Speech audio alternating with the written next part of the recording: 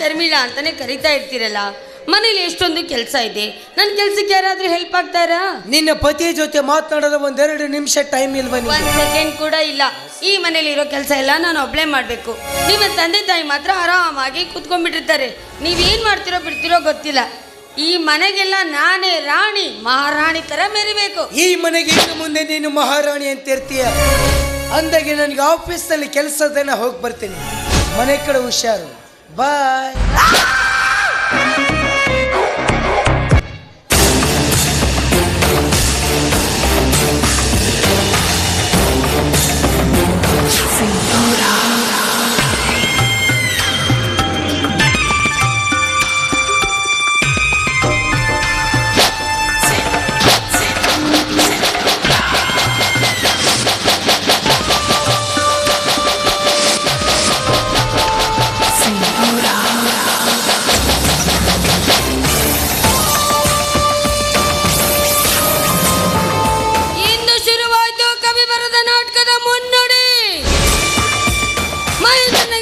ಮಾತ್ರ ಗಂಡನನ್ನು ಮಾಡಿಕೊಂಡು ನನ್ನ ಮನವನ್ನ ದುಂಬಿಗಳ ಜೊತೆಗೆ ಹಾಯಾಗಿ ಇರಬಹುದು. ಈ ಮನೆಗೆ ಬಂದಾಗ ನನಗೆ ಅವಮಾನ, ಈ ಅವಮಾನದ ಪ್ರತಿಕಾರದ ಸೇಡು ನನ್ನ ಹೃದಯದಲ್ಲಿ ಹಿನ ಹಾಗೆ ಉರಿತಾ ಇದೆ. ಈ ಸೇಡನ್ನು ನಾನು ತೀರಿಸಿಕೊಳ್ಳದೆ ಹೋದ್ರೆ ನನ್ನ ಹೆಸರು ಶರವೇಗದ ಶರ್ಮಿಳಾ ಅಲ್ಲ. ಮೈ ನಾಯಕಿ ನಹಿ ಕಳೆ ನಾಯಕಿ ಹೋ, ಮೈ ಝೀರೋ ನಹಿ टाइगर, लेडी टाइगर हूँ मैं.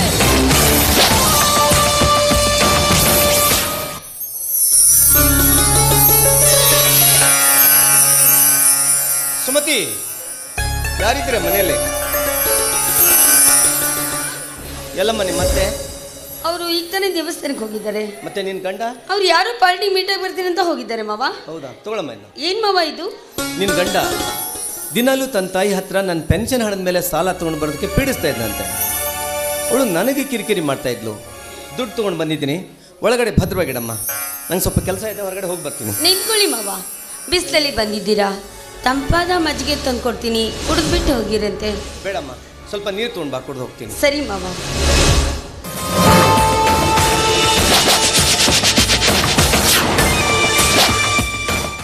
ಹೇ ಭಾರತಾಂಬೆ, ಮಗನಿಗೆ ಜನ್ಮ ನೀಡಿದ ತಪ್ಪಿಗಾಗಿ, ನನ್ನ ಸುಮತಿಯ ಮನಸ್ಸಿನ ತೃಪ್ತಿಗಾಗಿ, ನಿನ್ನ ಸೇವೆ ಮಾಡಿದ ಪ್ರತಿಫಲವಾಗಿ ಬಂದ ಹಣವನ್ನೆಲ್ಲ ಮಗನಿಗೆ ಕೊಟ್ಬಿಟ್ಟೆ. ಸಾಲದ್ದಕ್ಕೆ ಸರ್ಕಾರದಿಂದ ಸ್ಪೆಷಲ್ ಪರ್ಮಿಷನ್ ತಗೊಂಡು ಈ ಪೆನ್ಷನ್ ಹಣದ ಮೇಲೂ ಸಾಲ ತಂದು ಕೊಟ್ಬಿಟ್ಟೆ. ಈಗ ಈ ಸೈನಿಕನ ಕೈ ಖಾಲಿ ಕೈ ಆಗೋಯ್ತು. ಇದನ್ನು ಪುತ್ರ ವಾತ್ಸಲ್ಯ ಅನ್ಬೇಕು, ಅಪ್ಪನ ಜವಾಬ್ದಾರಿ ಅನ್ಬೇಕು, ಇಲ್ಲ ನನ್ನ ಮೂರ್ಖತೆಯಿಂದ ಪರಮಾವಧಿ ಅನ್ಬೇಕು, ಒಂದು ತಿಳಿತಾ ಇಲ್ಲ.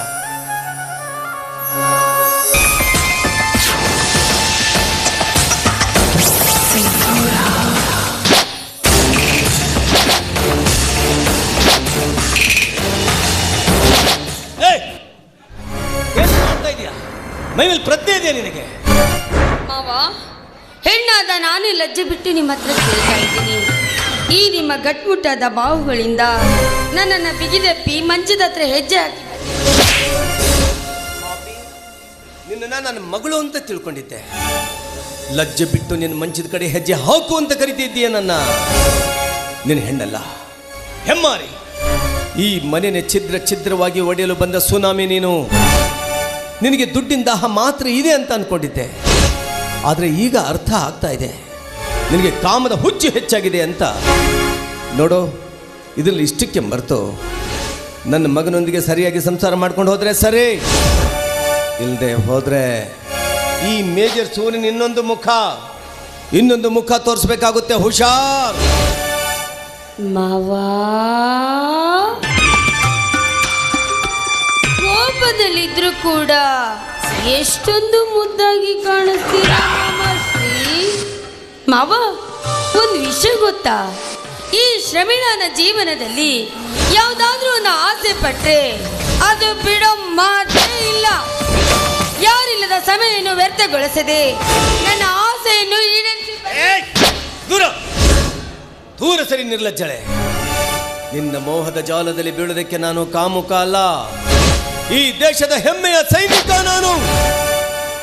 ಪ್ರಾಣ ಬೇಕಾದರೂ ಕೊಡ್ತೀನಿ, ಇಂಥ ಹೇಸ್ ಕೆಲಸ ಮಾಡೋದಿಲ್ಲ. ಈ ನನ್ನ ಭವ್ಯ ಭಾರತ ದೇಶದಲ್ಲಿ ಸೀತೆ, ಸಾವಿತ್ರಿ, ಮಹಾಸತಿ ಅನಸೂಯ, ಬುದ್ಧ, ಬಸವಣ್ಣ, ಅಂಬೇಡ್ಕರ್, ಭಗತ್ ಸಿಂಗ್, ಕರ್ನಲ್ ಕಾರ್ಯಪ್ಪ ಹುಟ್ಟಿದ ಭವ್ಯ ಭಾರತವಿದು.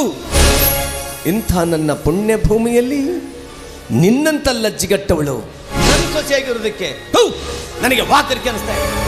ವಾಕರ್ಕಿ ಆಗ್ಬೇಕಾಗಿದ್ದೆ ಅಲ್ವೇನು ಮಾವ? ಮಾವ, ರಾವಣ, ಕೀಚಕ, ನಿತ್ಯಾನಂದ ಸ್ವಾಮಿಗಳು ಹುಟ್ಟಿದ ಈ ನಿಮ್ಮ ಪುಣ್ಯ ಭೂಮಿಯಲ್ಲಿ ಎಷ್ಟೊಂದು ಹೊಲಸು ತುಂಬಿದೆ ಅನ್ನೋದು ಗೊತ್ತೇನು ಮಾವ? ಸೋದರಿ ಅಂದರೆ ಅಣ್ಣನ ಎತ್ತ ತಾಯಿಯ ಸಮಾನ. ಅಣ್ಣ ಇಲ್ಲದ ಸಮಯದಲ್ಲಿ ಅತ್ತಿಗೆ ಅಂತಿರಲ್ಲ ಅವಳನ್ನು ಗೋಡಿಸ್ಕೊಂಡು ಹೋಗ್ತಾರಲ್ಲ ಈ ನಿಮ್ಮ ಪುಣ್ಯ ಭೂಮಿಯಲ್ಲಿ. ಮಿತ್ರನ ಹೆಂಡತಿ ಅಂದರೆ ಸೋದರಿಯ ಸಮಾನ. ಯಾರು ಇಲ್ಲದ ಸಮಯ ನೋಡಿಕೊಂಡು ಸೋದರಿ ಅಂತ ಅವಳ ಜೊತೆಗೆ ಚಕ್ಕಂದ ಹೊಡಿತಾರಲ್ಲ ಅದೇ ನಿಮ್ಮ ಪುಣ್ಯ ಭೂಮಿಯಲ್ಲಿ. ಮನೆಯಾಳಿಗೆ ಉಣಿಸಿ ತಿನಿಸಿ ಸಾಕಷ್ಟು ದುಡ್ಡು ಕೊಟ್ಟು ಸರಸ ಸಲ್ಲಾಪವಾಡ್ತಾರಲ್ಲ ಅದು ನಿಮ್ಮ ಪುಣ್ಯ ಭೂಮಿಯಲ್ಲಿ. ಪುಣ್ಯ ಭೂಮಿಯ ಪ್ರಾಣದ ಕಥೆ ಇಷ್ಟು ಸಾಕೋ ಅಥವಾ ಇನ್ನು ಬಿಚ್ಚಿ ಹೇಳಬೇಕೋ? ನೋಡಿ ಮಾವ, ಈ ನಿಮ್ಮ ತತ್ವ ಉಪದೇಶವನ್ನು ಬಿಟ್ಟು ಸುಮ್ಮನೆ ನನ್ನ ಮಾತಿಗೆ ಒಪ್ಪಿಕೊಂಡು ನನ್ನ ಆಸೆ. ಹುಚ್ಚು ನಾಯಿ, ಮುಚ್ಚೆ ಬಾಯ್ನ. ನಿನಗೆ ಅಣ್ಣ, ತಮ್ಮ, ಮೈದುನ, ಮಾವ ಈ ಸಂಬಂಧಗಳ ಅರ್ಥವೇ ಗೊತ್ತಿಲ್ಲದ ಹುಚ್ಚು ನಾಯಿ ನೀನು. ಇನ್ನೊಂದು ಕ್ಷಣ ಈ ಮನೆಯಲ್ಲಿ ನಿನ್ನ ಹುಟ್ಟಿಲ್ಲ ಅನ್ಸ್ಬಿಡ್ತೀನಿ. Get out!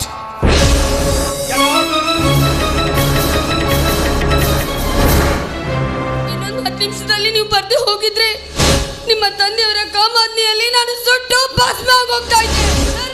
ಏನ್ ಹೇಳ್ತಾ ಇದೀಯ? ನಾ ಹೇಳ್ತಾ ಇರೋ ಮಾತು ನಿಜ ರೀ. ನಿಮ್ಮ ಆಣೆ, ನನ್ನ ಆಣೆ, ನೀವು ಕಟ್ಟಿರೋ ಈ ಮಾಂಗಲ್ಯ ಮೇಲಾಣೆ.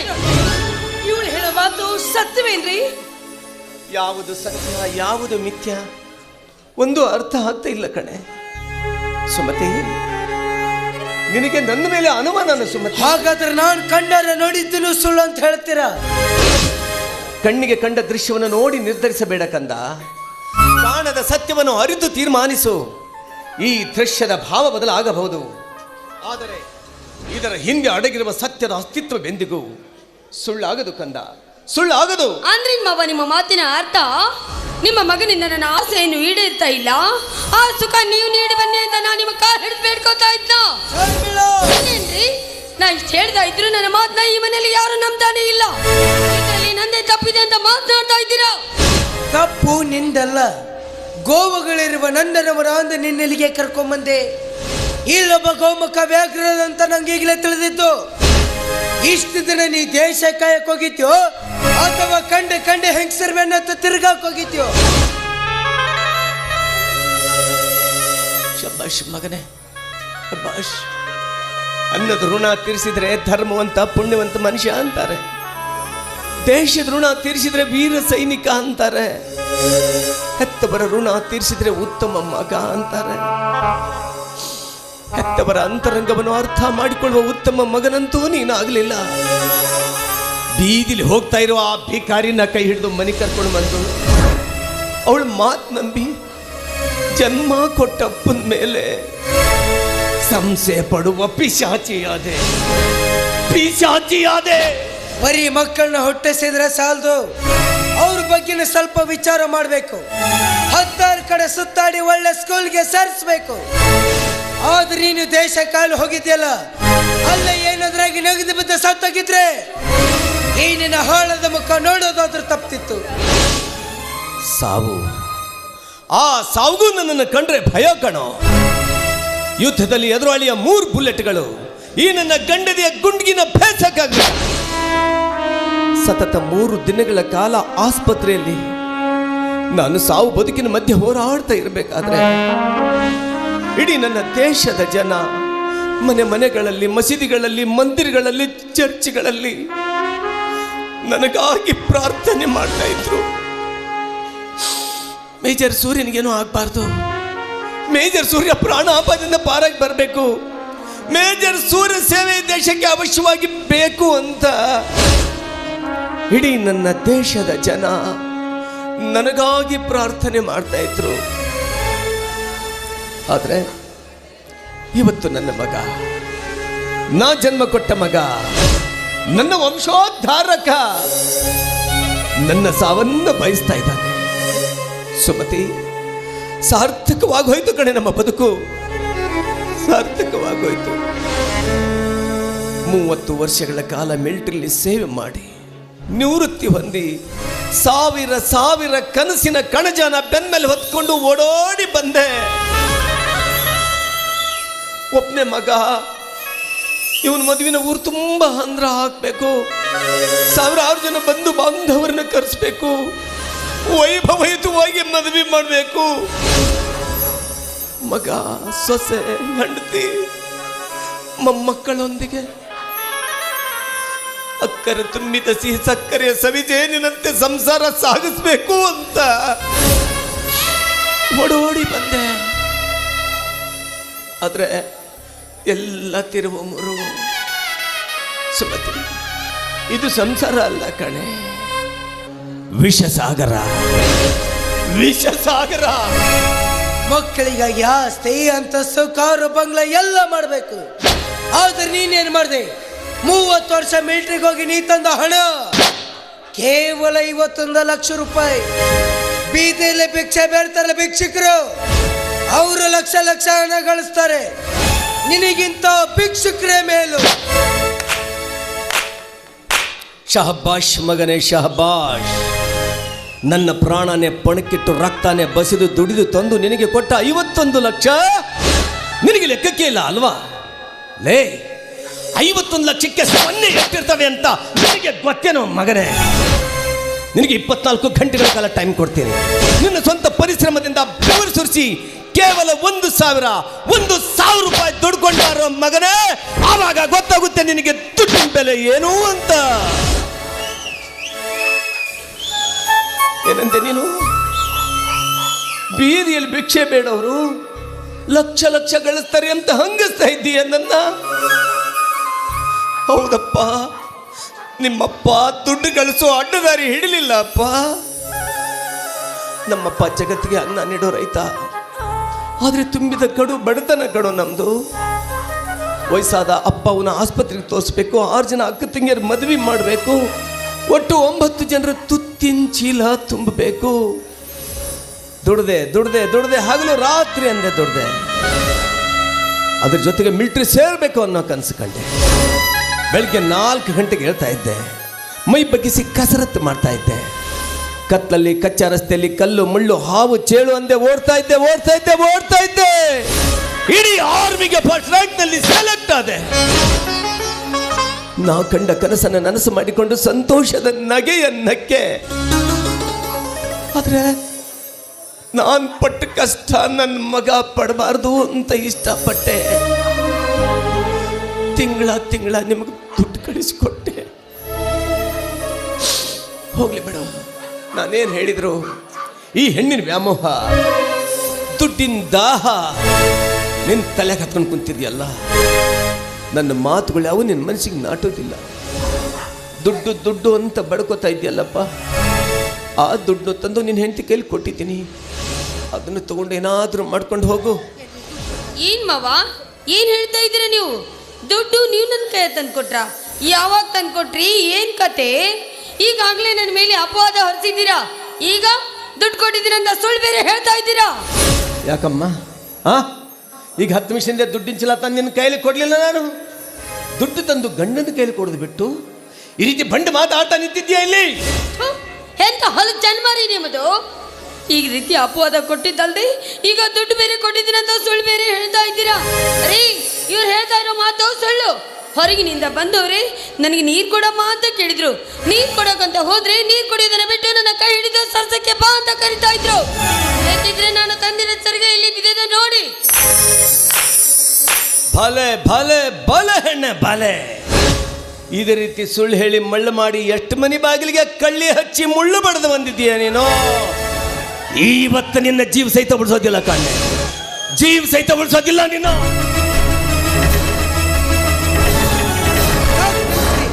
ಏನಂತ ತಿಳಿದಿದ್ದೀರಾ? ಮಗನ ಹೆಂಡತಿ ಅಂದ್ರೆ ಸೊಸೆ ಮೇಲೆ ಕಾಮದ ದೃಷ್ಟಿ ಆಗ್ತಿರಲ್ಲ, ನಾಚಿಕೆ ಆಗ್ಬೇಕು ನಿಮ್ಗೆ. ಸುಮತಿ ಸರಿ ಸರಿ ಸುಮತಿ ಅವ್ರಿಗಿಂತ ಮುಂಚೆ ನನ್ಕೊಂದು ಹಾಕಿ. ಯಾಕ್ರಿ ಯಾಕ್ರಿ ನೀವು ಅವತಾರನೇ ಹಠ ಮಾಡ್ತಾ ಇದ್ದೀರಾ? ಮಹೇಂದ್ರ, ನಿಮ್ಮ ಅಪ್ಪನ ಕೂಡ ಎಂಥದ್ದು ಅಂತ ನಿನಗೆ ಗೊತ್ತಿಲ್ವೇನೋ? ಕನಸದಲ್ಲೂ ಕೂಡ ಹೆಣ್ಣಿನ ಬಗ್ಗೆ ಕೆಟ್ಟ ವಿಚಾರ ಮಾಡೋರಲ್ಲ ಅವರು. ಇದೆಲ್ಲ ಕಟ್ಟು ಕತೆ, ಇದ್ಯಾವುದನ್ನೇ ನಂಬೇಡ ನೀನು. ಇಲ್ಲ, ಇವ್ನು ಮಾಡಿದಾಗ ಇನ್ನೊಂದಾರು ಕೆಲಸಕ್ಕೆ ಕರೆದು ಸನ್ಮಾನ ಮಾಡ್ತಾರೆ. ನಾನು ಹೊರಗಡೆ ಹೋಗ್ಬರಷ್ಟಲ್ಲಿ ಮನೆ ಬಿಟ್ಟು ಹೋಗಿರ್ಬೇಕು. ಒಂದು ವೇಳೆ ಖಂಡಿತ ಆದ್ರೆ ಪೊಲೀಸರ ಮನೆ ಕಳಿಸ್ಬೇಕಾಗುತ್ತೆ. ಪಟ್ಟಿ ಮಗನೇ, ಚಾಡಿಸಿ ಒತ್ತ ಬಾಯೆಲ್ಲರೂ ಹಲ್ಲೆಲ್ಲ ಉದುರು ಹೋಗ್ಬಿಡ್ಬೇಕು. ಹುಷಾರ್. ಏನಂದೆ ನೀನು? ಪೊಲೀಸರಿಗೆ ಫೋನ್ ಹಚ್ತೇನಲ್ಲೇ? ಹಚ್ಚಲೆ, ಹಚ್ಚು. I am A military man. ಕಾಯ್ದೆ ಕಾನೂನು ಏನು ಅಂತ ನಿನಗಿಂತ ಚೆನ್ನಾಗಿ ನನಗೆ ಗೊತ್ತು. ನಾನು ಮನ್ಸು ಮಾಡಿದ್ರೆ ಈ ಕ್ಷಣ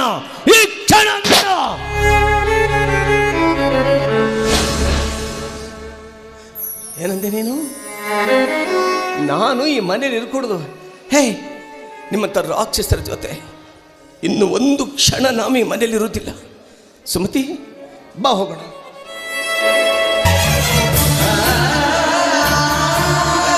ಯಾಕೆ ಇಷ್ಟಕ್ಕೆಲ್ಲ ಮನೆ ಬಿಟ್ಟು ಹೋಗೋ ಮಾತು ಯಾಕ್ರಿ ಆಡ್ತೀರಾ? ಅವ್ರು ಇನ್ನೂ ಚಿಕ್ಕವರವರೇ, ನಾನು ತಿಳಿಸಿ ಹೇಳ್ತೀನಿ, ನೀವು ಸುಮ್ಮನೆ. ಸುಮತಿ, ಈ ಮನೆಯಲ್ಲಿ ಬಿಟ್ಟು ಹೋಗ್ತೀನಿ ಅಂತ ಹೇಳ್ತಾ ಇದಾರೆ. ಹೋಗ್ಬೇಡಿ ಅಂತ ಹೋಗ್ಬೋದು. ನಾನು ಹೋಗಿ ಬರಷ್ಟಲ್ಲಿ ಹೋಗಿರ್ಬೇಕು. ಒಂದು ವೇಳೆ ಖಂಡಿತ ಆದ್ರೆ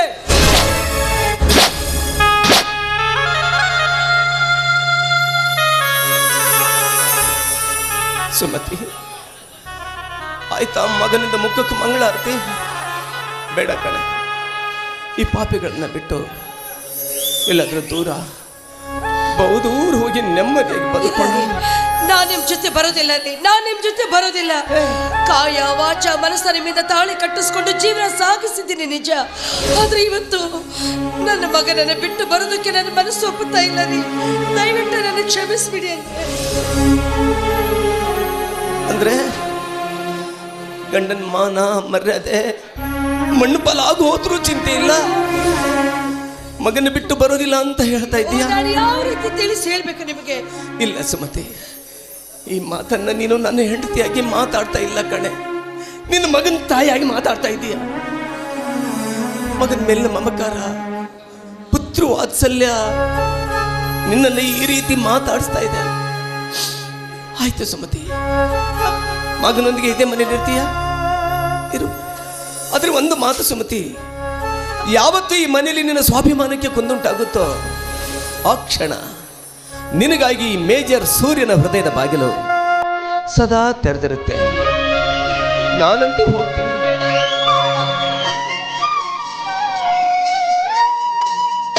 ಆಸೆಗಳ ಲೋಕದಲ್ಲಿ ಕಥೆಗಳ ಬರೆಯುವಂಥ ಜೀವನ ಪುಟಗಳಲ್ಲಿ ಬೆರೆಯುವಂಥ ಬದುಕೇ ಒಂದು